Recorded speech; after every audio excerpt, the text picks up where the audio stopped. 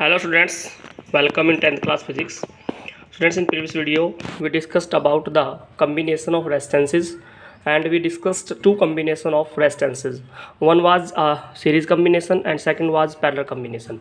So students, we discussed that when resistances are connected in series, then the net resultant of the circuit is given by this formula R1 plus R2 plus R3, and if similarly these resistances are connected in parallel, then the net resistance of the circuit can be found by using this relation 1 by R1 plus 1 by R2 plus 1 by R3.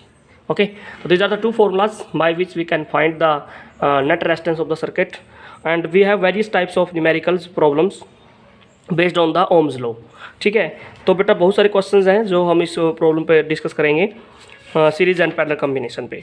ठीक है, तो one by one questions discuss कर लेंगे. सबसे पहले तो देखो एक इंपॉर्टेंट क्वेश्चन है हमारे पास, वो क्वेश्चन की स्टेटमेंट लिखते हैं. और क्वेश्चन में देखिए क्या बोला गया है. क्वेश्चन में बोला गया बेटा how can three resistors of resistances. बेटा क्वेश्चन क्या है, हाउ कैन, ये उसका एनसीईआरटी का क्वेश्चन है, एनसीईआरटी का करना है सभी ने. हाउ कैन थ्री रजिस्टर्स, आपके पास थ्री रजिस्टर्स है बेटा, तो how can three resistors of resistances 2, 3 and 6 ohm are connected to give a total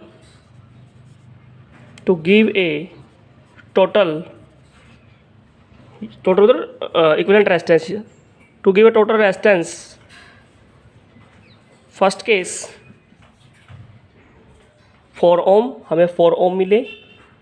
second case बेटा 1 ohm. वेरी सिंपल है. क्वेश्चन की स्टेटमेंट दोबारा पढ़ लेते हैं.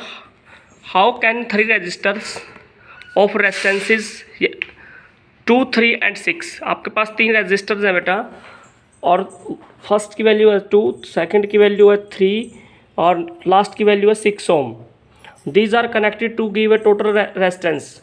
तो किस तरह से आप कनेक्ट करोगे कि आपकी जो टोटल रेजिस्टेंस है एक बार तो 4 ohm आए और एक बार आपकी 1 ohm आए. तो बेटा बड़ा सिंपल है. 2, 3 and 6 की बात की है इसने, तो आप क्या कर सकते हो, आपके पास 2, 3 and 6 की है तो आपको 4 चाहिए. कैसा कम्बिनेशन लगाओगे, क्या आप ऐसा कम्बिनेशन लगा सकते हो? कम्बिनेशन कैसे लगाया जाएगा बताइए. अच्छा पहले आप मुझे बताओ 2 और 3 को अगर हम लगाएं सीरीज में पैरेलल में आपस में, तो 2 और 3 को पैरेलल में लगाएंगे तो कितना कम्बिनेशन आएगा, 2 × 3 बाई, तो ये यहाँ से नहीं बन पाएगा क्वेश्चन, क्योंकि हमें तो क्या चाहिए, 4 ohm की वैल्यू चाहिए बेटा ऑलरेडी. और 4 ohm की वैल्यूज़ को कैसे निकाला जाएगा, बड़ा सिंपल है. आप क्या करो बेटा, ये कम्बिनेशन लगाओ. देखो ऐसे 2 ohm को ऐसे लगा दीजिए और 3 को 6 के साथ पहले पैरेलल में लगाएंगे. This is 3 ohm, this is 6 ohm and this is 2. If we use this combination, अगर हम ये कम्बिनेशन यूज़ कर लें तो बेटा इसको सोल्व करने के बाद जो ओवरऑल वैल्यू आएगी वो हमारी कितनी आएगी, 4 ohm आएगी. कैसे आएगी देखते हैं. देखो पहले तो आप क्या करते हैं, ये देखना है कि which resistance is series and which is in parallel. तो बेटा देखिए यहाँ से 3 और 6 बोथ आर इन पैरेलल, दोनों पैरेलल में है, क्योंकि इसका फर्स्ट एंड और इसका फर्स्ट एंड एक कॉमन पॉइंट पे है, इसका सेकंड और इसका सेकंड जो एंड है एक कॉमन पॉइंट पर कनेक्टेड है. तो 3 और 6 किस में बेटा, पैरेलल में है. पहले 3 और 6 को पैरेलल में सोल्व करेंगे और फिर उसके बाद फिर इन दो रेजिस्टेंसेस को मिला के एक रेजिस्टेंस बनेगी और न्यू रेजिस्टेंस जो आएगी वो उसके साथ फिर सीरीज में आएगी. तो 3 और 6 को पैरेलल में कनेक्ट करते हैं, तो कैसे जोड़ते हैं पैरेलल में, 1/3 + 1/6 that is equal to 1/RP. Parallel में जोड़ दिया बेटा. एलसीएम 6 आ गया भाई, तो यहाँ पे 2 + 1 कितना आ गया भाई, 3/6 कितना आ गया जी, 1/2. ये 1/RP की वैल्यू है, तो RP की वैल्यू कितनी आएगी, तो उल्टा देंगे वैल्यू भाई, तो 2 आ जाएगा. तो इसका मतलब 3 और 6 को सोल्व करने के बाद आपका आंसर कितना आता है, दोबारा से इक्विवेलेंट सर्किट बनाऊँ मैं, 2 तो मेरा पहले ही है बेटा, 2 इज़ फिक्स, बट 3 और 6 को सोल्व करने के बाद न्यू रेजिस्टेंस मेरे को मिलती है, और वो भी कितने की, 2 ओम की।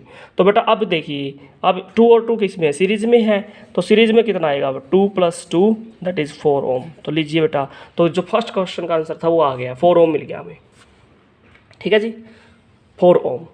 तो एक जो कन्फिग्रेशन है वो ये है बेटा, ऐसे लगाएंगे रेजिस्टेंसेस को। सेकंड कन्फिग्रेशन क्या है, अगर आपको क्या चाहिए, 1 ओम नेट रेजिस्टेंस चाहिए, तो 1 ओम के लिए क्या करेंगे, ऐसे लगा देंगे, जैसे 2 3 6 2 3 6, और इसके साथ ही यही सेम रिपीट कर दो, लाइक दिस वन।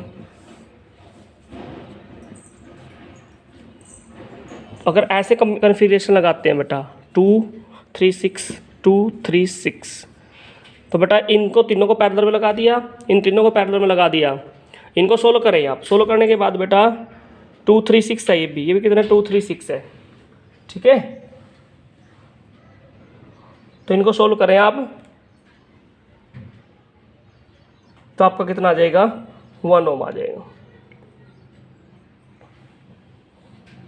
ठीक है जी, कैसे सोल्व किया जाएगा, 2 3 और 6 है, तो इसको सोल्व करें, 1/2 + 1/3 + 1/6 दैट इज़ 1/RP, एलसीएम 6 बेटा, 3 + 2 + 1 6/6 दैट इज़ 1। तो फिर ऐसे ही लगा दीजिए, बस हो गया, दूसरा लगाने की जरूरत ही नहीं है, आपको 1 चाहिए ना, तो बस ये कम्बिनेशन करा दो 2 3 6 वाला।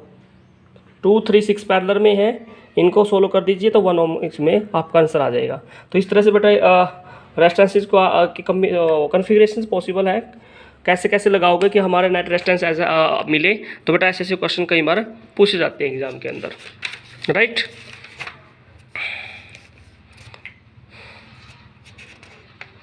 और बहुत सारे क्वेश्चन है बेटा हमारे यहाँ पर जो इससे रिलेटेड होंगे।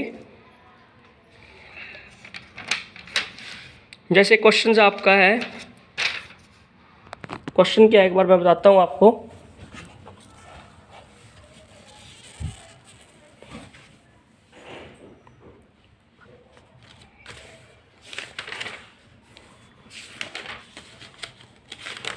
क्वेश्चन की स्टेटमेंट में लिख रहा हूँ आपका, और क्वेश्चन में क्या बोला गया है, ए 4 ohm resistance, A 4 ohm resistance,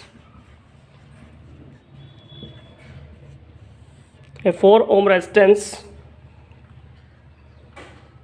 wire is doubled on it,